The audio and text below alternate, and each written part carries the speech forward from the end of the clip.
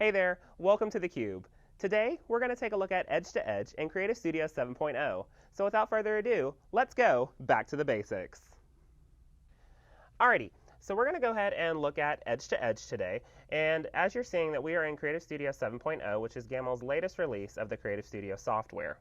So at the upper left-hand corner, you'll see that we have our Edge to Edge icon. The first thing that I want to do when I'm in the Edge to Edge mindset is I want to find patterns that I want to use for this quilt, okay? So I can use my handy dandy search box here in the brand new pattern manager and enter in what I'm looking for. So I know I want to look at two patterns today. So it's a feathery, okay? I want the feathery curl pano. I want to add that to my project, and I added that to my project tab just by double clicking on the pattern, or you can right click on the pattern and add it to your project. And your project is what you're going to be using for your quilt. So it's where you're going to put the patterns for this quilt. So I've added that one to the project. And the other one that I want to look at is going to be the swirly E to E. It's going to be this one. So we can either double left click on it to add it to the project, or let's right click and add it to the project. So now I can left click on my project tab, and you'll see that I have two patterns that I'm ready to work with. Now, one of them has this light yellow haze behind it, and then if I click on it, you'll see that the other one has a white background behind it. The light yellow means that it is an encrypted pattern, so it's encrypted to the red key number on my machine, and then the white one means that it's a non-encrypted pattern. So let's start with this one. So I've left-clicked on the pattern that I want to start with, and I'm going to come to Edge to Edge. So if I left-click on Edge to Edge, you will see that Creative Studio is going to give us a few instructions on what it wants us to do. So it's telling us to click the upper left corner of Edge to Edge. And you can see at the top right-hand corner of the software that it has a little directional picture for us to follow. And the little star right here is going to move with us as we go throughout the clicking process. So I'm going to go ahead and go to the head of my machine. And I'm going to take the head of the machine up to the upper left-hand corner like it says. And I'm going to click OK. So the 6 keypads button right here on the machine also corresponds to the 6 button keypad on the screen. So I can do either the bottom left button or the bottom right. I like the bottom right because that's just how I roll. So I'll click that one. And now you can see that it's asked me to do the upper right-hand corner, and you'll see that the little star has actually moved to the upper right. CS7 is a very intuitive software, and it's made it very easy for us to follow along what it wants us to do. So I'm at the upper right-hand corner here, and I'm going to click OK. I'll bring my machine down to the lower right-hand corner. And I go about as far as I can get it, and then I push back just a little bit, just a hair. So I've put the bottom right 1/4 inch in for my basting, and I'm going to click OK. And I'm going to take my machine to the lower left-hand corner and click OK. So you can see now that on the computer screen, Creative Studio is asking us to enter in the quilt length on the Setup tab. And I know that the length of my quilt is 40 inches, so I'm going to go ahead and type in 40, enter. And I've got a warning form that pops up, and it's stating that the start and end points of this pattern are at or near the top, and it's not appropriate to use end of set for this pattern.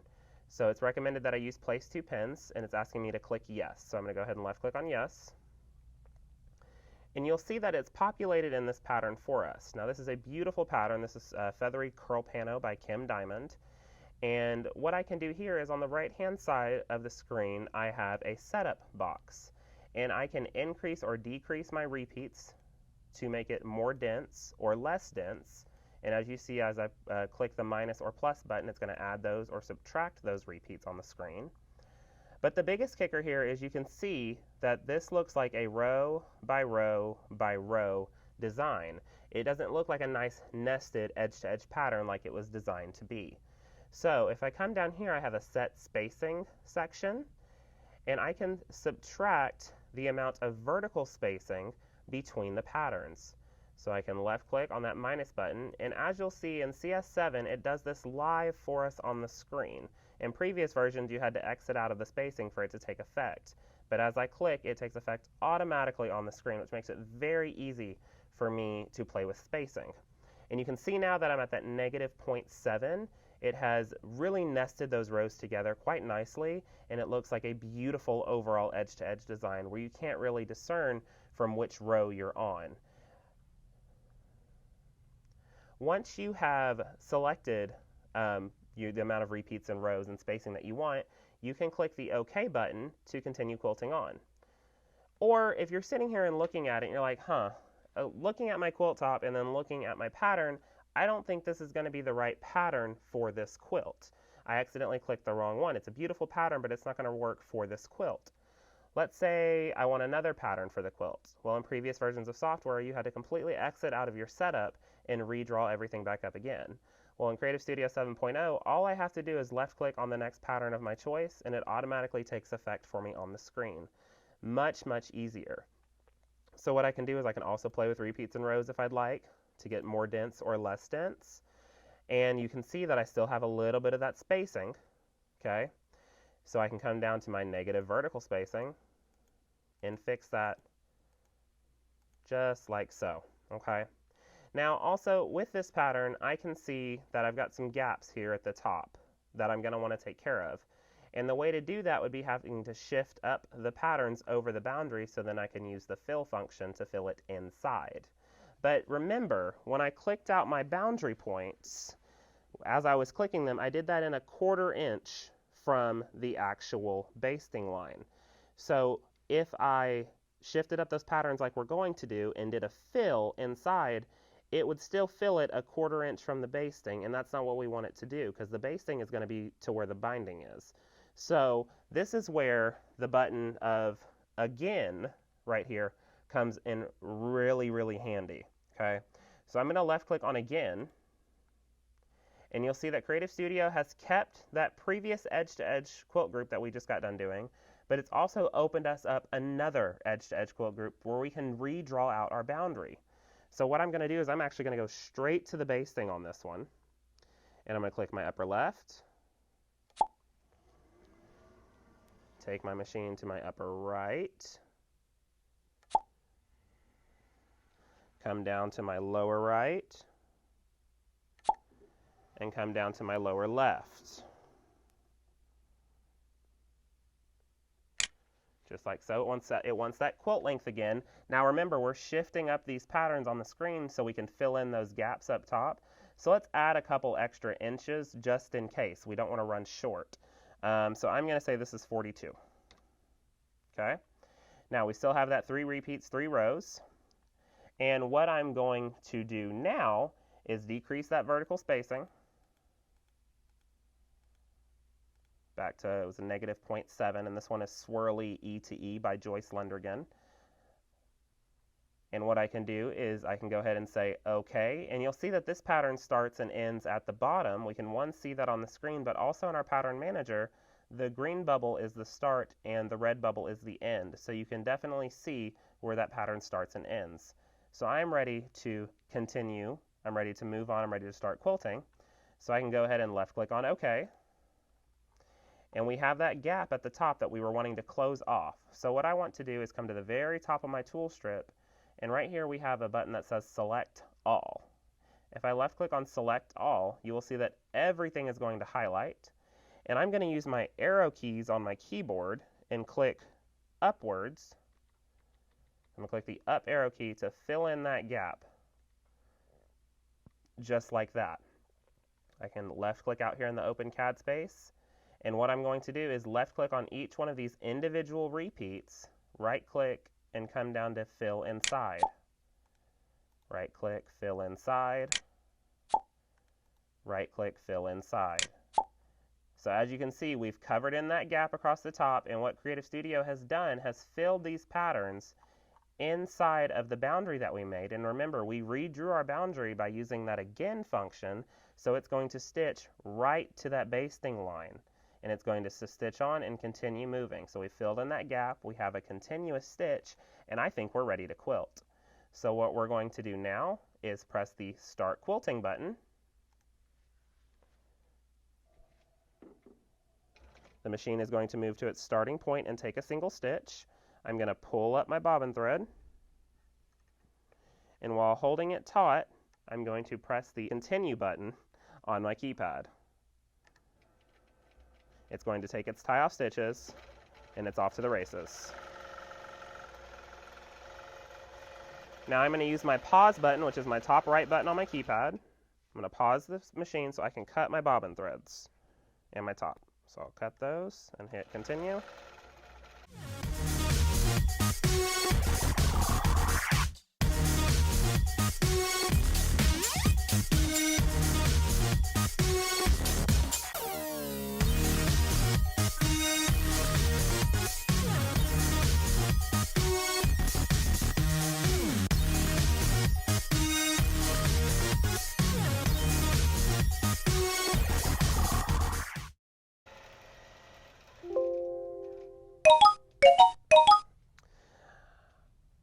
Alrighty, so what has just happened is I had not put as much bobbin thread in the bobbin so you could see this. So what's happening is that we do have a thread break right now, and as you can see, Creative Studio has said thread break detected. So what I can do is I can trim off wherever it cut off, okay? And you'll see that it goes a little bit further than where it actually broke, and that's having to do with the sensor. As it starts to back up, that's when it recognizes that the bobbin has run out because the physical top thread did not break. So what I'm going to do is grab a new bobbin real quick. I'm just going to leave it on that thread break screen. Move the machine off the quilt. Grab a new bobbin. One out, one in. Make sure I put it in there right. Pop that right back in the machine. We want to make sure you hear it click. Bring this back over here. Make sure that bobbin doesn't stay on the quilt. There we go.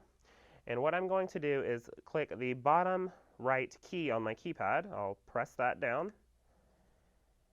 And that option was auto restart. And it's going to go back to where it recognized that there was a thread break, okay? But that is not where it recognized that there was a thread break. So what I can do is I'm going to click pick new point.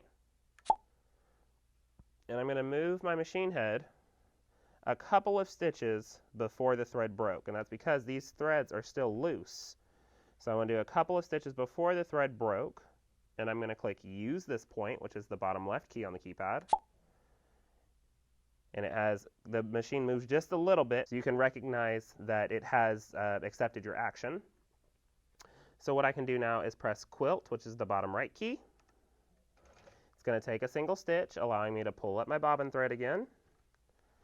And while holding that taut, I'm going to press continue. The machine is going to tie off and continue stitching on.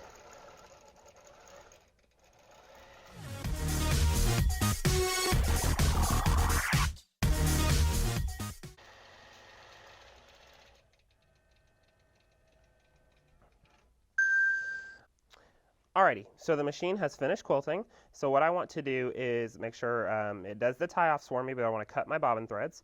So I'm going to grab a hold of the machine, and I like to move it backwards and grab the top thread here, come back to its ending stitch and take a single stitch and pull up that bottom thread. So I will cut those threads just like so. And what I have now is I can press continue on the keypad, and the machine is ready for me to roll the quilt. So what I'm going to do is move the machine out of the way, and I'm going to go ahead and now roll the quilt. And the only stitch that I need to keep in mind, one, is that this is a nesting pattern. They help to nest together. So I just want to make sure I don't roll it up too far. But the way it's designed is you can't really roll it up too far because you have to get to that last stitch to do the end of set, which is great. So what I'm going to do is unlock my backing roller and roll up my pickup. And because I was floating the quilt top, I don't have to worry about the top roller. And I'm going to roll it up. Right about there looks good. I'll tighten up that backing. I'll take one of my quilt clamps, move the scissors out of the way, and just ease out those puckers right through. Maybe shift the quilt top a little bit if I need to, if it's not going on straight. Okay, and I want to base down my sides, okay? So what I'm going to do is my machine's basically already over here on the right-hand side. So what I'm going to do is make sure that our hand-guided icon right here is set to based. So there's a little triangle that's pointing downwards right next to it, so I'll left click on that triangle, and it has regulated constant and base, and I want to make sure that I'm set to based, and then I can left click on hand guided. Okay, and I have a SPI of B1, which is based, and that's 1 stitch every inch. That's a little too far away for me. I like to do 4 stitches to the inch, so it's a 1/4 inch. So if I press the up arrow key twice, you'll see that it had moved to 4, and so now that's a 1/4 inch stitch. And the angle is set to 90, which is going to make me, which is going to let me use my vertical channel lock so I can make sure that the quilt top is staying straight. So what I'm going to do is come over here to the machine, take a single stitch, pull my bobbin thread up, take a few more single stitches to tie it down, and then I'm going to turn my channel lock on, which is this top middle button on my keypad, and then I will press the start key, and I will move the machine towards me, and making sure that I'm keeping that quilt top floating right against the right hand side of that hopping foot, because that's a 1/4 of an inch in, because we want to take into account for that binding for our customer or for ourselves. And this is where floating the quilt top can come in handy, because you can, if you need to shift the quilt top a little bit to make sure that it's rolling straight, you have that ability to do so. So whenever I'm done, I'll press stop, take some single stitches to tie it down, turn off my channel lock. Always make sure you turn off that channel lock if you turn it on.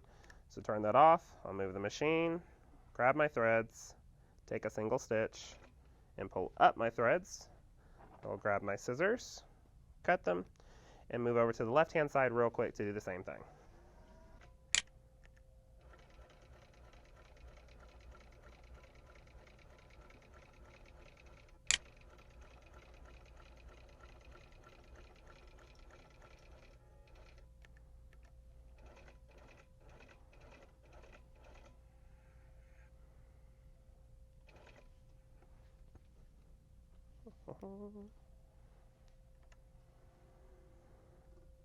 Alrighty, so we've basted down both sides. Oh, trim all these threads. I don't like those threads hanging out around. I got to get those off. Trim those threads. I will put on my clamps. Since I'm floating that quilt top, I just like to have them, they keep them nice and taut, and they go right over that bar. The same one right here. And then I'll put on my side clamps. And the way I'm going to do that is place that. We're doing this just on the backing fabric, so I'm laying it right underneath. And I'm going to clamp down and clamp right down on that backing, and I'll do it on the other side as well. Come on that side real quick and get this one. So what I'm doing right here is I've got my backing fabric. Okay, I've moved my batting out of the way. I've got my backing. I'm going to put this rod right underneath my backing, okay? And I'm going to take the clamp that comes with it and clamp down just on that backing fabric. And I'm just clamping, pushing down on the clamp onto the rod, making sure that the backing is staying on the rod. Sometimes it likes to get away from us.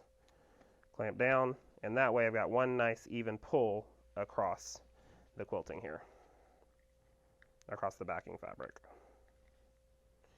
We'll clamp that on. So we've done our sides, we've basted, and we're able to go ahead and roll the quilt in Creative Studio. So what I'm going to do is exit out of hand guiding mode. So I can do that by doing a little shortcut from our keypad here. If I press and hold the top right button, which is Shift on the keypad, press and hold that, you'll see on the screen that I have a few more options that have appeared. So if I let go of Shift, those options go away. So while holding Shift, those options are back. So holding that top right button, I can press the bottom right button, which is Exit. And that's going to exit me out of hand guiding mode where I was doing that basting. So now, like I said, we need to tell Creative Studio that it's time to roll the quilt. So I can use my Mode button, which is my top right-hand button on the keypad, and mode through the icons on my screen. And in CS7, we got this new thing, which is called the Mode Magnifier. And so from a distance, it magnifies those icons that you're moding over on the screen, which is really, really handy, especially when you have that 14-foot table and you're all the way down at the other side. We're going to mode to Roll Quilt and press Select on the keypad, which is that bottom right button. And Creative Studio is going to prompt us with a message that's asking us if we have rolled the quilt and positioned the needle at the last sewn pattern's endpoint. So we have rolled the quilt, but I have not positioned that machine at that end point. So I'm going to take the machine to the end point wherever it ended, which was right here. And I'm going to go ahead and press yes. And as you can see, Creative Studio has shifted up the patterns. So now we have one more black row that we're able to stitch. One last thing that I like to do before I hit that start quilting button, because I'm a little paranoid sometimes, is I'm going to bring my machine to the center of my table and push it all the way back. So I bring it to the center and push it all the way back to the pickup bar. And I'm going to come over to the screen, and I'm going to look on the screen, and you'll see that there's two light lavender lines that intersect with each other, and those are your crosshairs. That is the physical location of where the machine is at on the quilt at that time. So I can see that this line, this horizontal line, this x-axis line of our crosshairs, is where that bar is at according to those patterns. So I can check to make sure that no pieces of any of these black patterns, which are ones that are ready to be stitched, are not sticking over that line. Because if they're sticking over that line, then we have rolled the quilt too far, and it will run into the pickup roller and prompt us with an error. So we don't like for that to happen. So it's always good just to take a couple extra seconds to put the machine in the middle of the table and push it all the way back just to double check that you are, have not rolled the quilt too far. So now what I'm ready to do is go ahead and start quilting. So I can either do that from the computer, or I can do it right here from the head of the machine by pressing the mode button once. And there's start quilting, and I'll press select, and the machine is going to move to where it wants to start quilting. So it's going to start quilting right here. I'm going to pull up the bobbin thread, hold it, and press continue. The machine is going to do its tie-off stitches, and it's off to the races.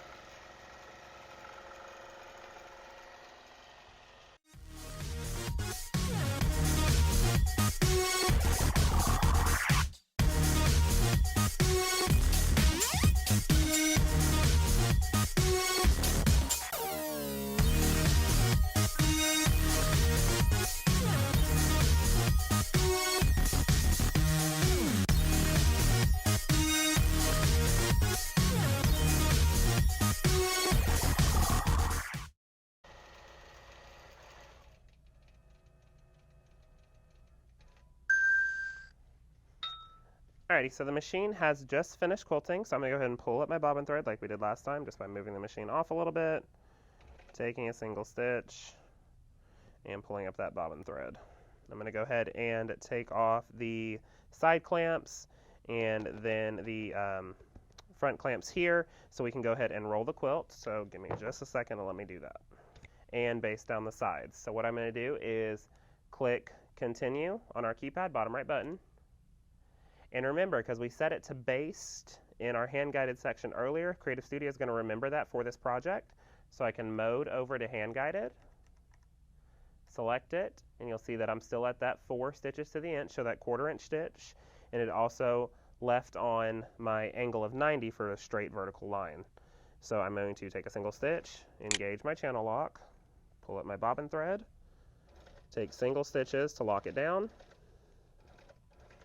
and go ahead and press the start. And we're going to go ahead and go all the way down this. The edge to edge for this quilt ends right here where this red and white intersect, but I'm just going to go ahead and continue basting all the way down real quick. And stop, take some single stitches backwards right over that basting, and pull out my bobbin thread, trim that. Make sure I turn off my channel lock and come back over to the left side and do that same thing. Single stitch, channel lock, single stitch, single stitch, single stitch, single, and start.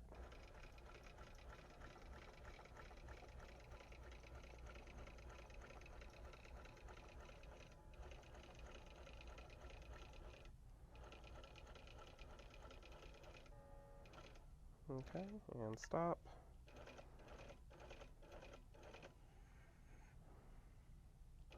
Pull up that bobbin thread, trim our top and our bottom threads, turn off my channel lock. And remember, our quick easy trick to get out of the hand guided mode was to press and hold the top right button on the keypad and press the bottom right button to exit out. So I'm going to put on my quilt clips right on, and then I'll put on my side clamps real quick, and then I'll make sure that I cut all these extra threads, because y'all know how I am about those threads on the quilt. I like everything off the quilt. And we'll cut these threads real quick. Pow. And pow. There we go. Throw those in the wastebasket. And now we are ready to do the roll quilt. So I'm going to mode over to roll quilt. Press select. Creative Studio is going to prompt us with that warning message. So I'm going to move the machine to where it ended quilting, which was right here. And I'm going to press yes. And you'll see that we're getting a different message than we usually do after we roll the quilt. In this one that we're getting, Creative Studio is telling us to mark the end of the edge-to-edge quilt. Okay? So what I'm going to do is, since I'm already here on the right-hand side, I'm going to click from the right to the left. It doesn't really matter which direction that you do it. And what I'm doing is I am clicking right in the ditch, or right at the end where the basting would be. Since this is a continued on piece, I want to do it right to the ditch. So I'm going to go ahead and click OK. And I like to make multiple points along the bottom, just in case myself or the customer is not the piecing queen and it's not 100% straight. So I like to do multiple clicks all the way across the bottom here as I click OK. Right to here.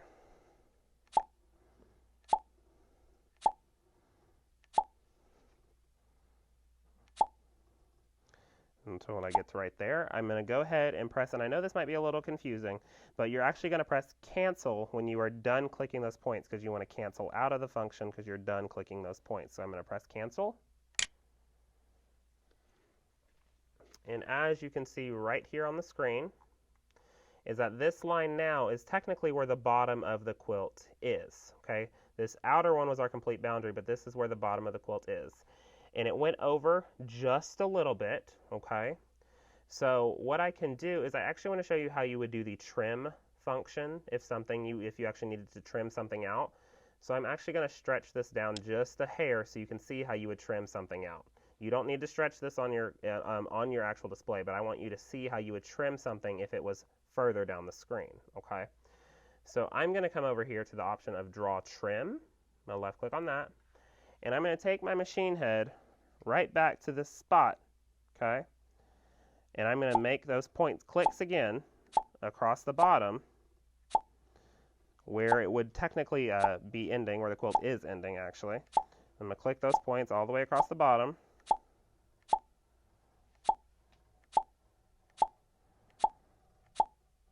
When I get all the way over to the right-hand side, I'm going to bring the machine all the way down as far as I can go, even if that's off of the fabric. I know that's the ending point, but I'm going to bring as far as I can go because I want to make a box around what I want to trim away, okay? So I'm going to click a point here, come all the way over here, click another point, and then I will click Close Drawing and Exit Drawing. And as you can see on the screen, is that Creative Studio has now trimmed away what is below or inside of this trim box, okay? So what I'm going to do is there is a setting in your software that whenever the machine gets to a trim point, so let's say it's stitching along and it gets to right here, okay? Let me zoom in so you can see that. And it gets to right here. What's going to happen is that it's going to tie off and then just sit there. It's going to wait for you to click continue for it to move to the next point. Well, when I'm at the bottom of the quilt, those loose threads will actually just be in the binding, so I'm not too worried about it. So what I can do is come up to where it says Service, and I can do this while I'm in the edge-to-edge. Service, Technical Support, Controller Definition. And inside of my controller definition, in the middle box, the middle column, you can come about midway down and you'll see an option for Stop at Jump Stitch, and that's going to be checked. If you uncheck that, what's going to happen is when the machine gets to this point, it's going to tie off and then jump to the next section and continue stitching on. So if I uncheck Stop at Jump Stitch, then I can do File, Save and Close. And what's great about CS7 is now that effect is going to take effect immediately. before in previous versions you had to exit out of the software completely before anything like that took effect. Okay, so what I can do is I have that stop at jump stitch off for the bottom here, and I can go ahead and go to start quilting. Machine's going to move to where it wants to start. I'm going to pull up my bobbin thread. It's going to tie off.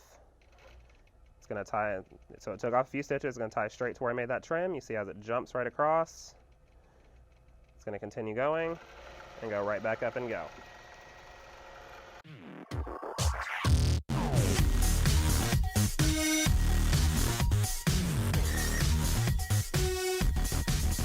All right, so it's going to come up right here. It's going to tie off right there in that ditch. Move right on over. Continue that tie off again and take back off.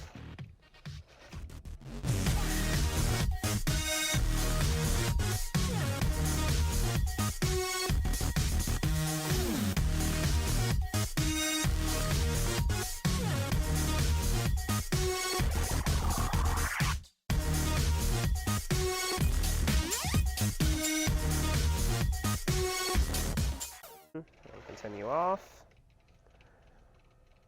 tie off. Okay, it's going to tell us to pull up the bobbin thread, so I'll pull up the bobbin thread, take a single stitch, and trim that right away. And whenever I'm done, I can press continue on the keypad, and I've just finished an edge to edge in Creative Studio 7.0. Thanks for stopping by theCUBE and learning a little bit more about Edge to Edge in Creative Studio 7.0. CS7 is the most advanced and intuitive software on the market, and I love how it helps us get quilts out really fast and super simple. If you're interested in any of the products that I've used today, click up at the upper right-hand corner and there will be a link to take you to the store where you can find the things that I've used. The most common products that I've used are going to be the Regina side clamps. Okay, those are the side clamps that we clamped on for the sides of the quilt to help them more taut. Of course, my favorite, the Start Right quilt clamps. Okay, I love these. And then I've also been using the Magnifico by Superior, the color 2066. And that's the color that we've used today and that we'll use throughout the rest of the series. Also, the two patterns that we looked at, the Feathery Curl by Kim Diamond, and the one that we've used actually on the quilt, which is Swirly E to E by Joyce Lundergan. I will put those links to those authors' websites in the description below so you can go straight to those pattern designers to get those patterns. Thanks for stopping by theCUBE, and I'll see you next time when we go back to the basics.